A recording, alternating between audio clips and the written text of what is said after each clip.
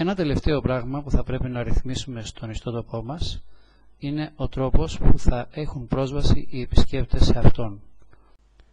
Εφόσον πρόκειται για έναν ιστότοπο όπου καταθέτουμε τον προγραμματισμό σαν εκπαιδευτική, λογικά θα πρέπει να ορίσουμε συγκεκριμένα άτομα που θα μπορούν να βλέπουν και να επισκέπτονται τον ιστότοπο και όχι οποιοδήποτε από το διαδίκτυο. Τον ορισμό των δικαιωμάτων του ιστότοπου για την προβολή του στο διαδίκτυο μπορούμε να τον ορίσουμε από το μενού περισσότερα, κοινή χρήση και δικαιώματα,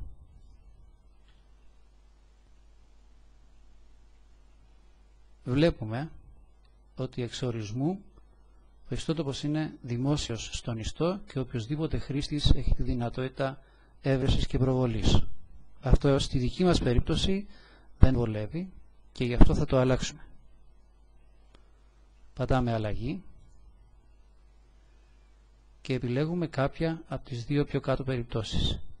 Είτε οποιοσδήποτε διαθέτει το σύνδεσμο, πράγμα που εγώ προτείνω, είτε να το κάνουμε εντελώς απόρριτο για να τον βλέπουμε μόνο εμείς. Επιλέγω οποιοσδήποτε διαθέτει το σύνδεσμο για να μπορώ να προσκαλέσω άτομα μέσω του ηλεκτρονικού ταχυδρομείου με μήνυμα. Πατάμε αποθήκευση και έτσι λοιπόν ο ιστότοπος έχει αλλάξει πρόσβαση και έχει γίνει οποιοσδήποτε διαθέτει το σύνδεσμο.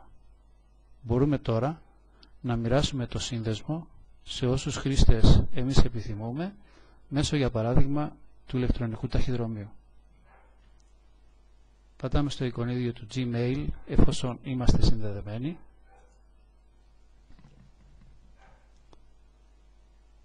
Μας ανοίγει το παράθυρο του νέου μηνύματος και πληκτρολογούμε τη διεύθυνση που μας ενδιαφέρει.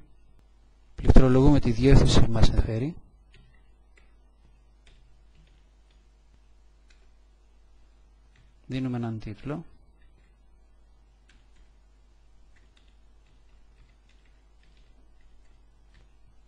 Και μπορούμε, αν θέλουμε, να δώσουμε και ένα συνοδευτικό κείμενο, αλλά προσοχή, να μην πειράξουμε το σύνδεσμο που θα σταλεί με το mail. Κάνουμε λοιπόν ένα Enter και δημιουργούμε χώρο πιο πάνω για να γράψουμε ένα μικρό κείμενο.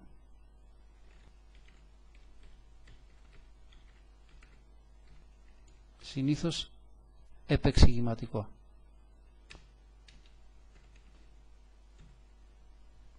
Και αυτό είναι. Κάνουμε αποστολή.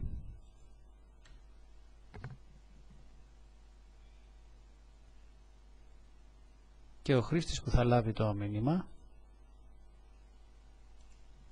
θα δει αυτό και θα μπορεί μέσω αυτού του συνδέσμου να επιλέξει να δει τον ιστότοπό μας.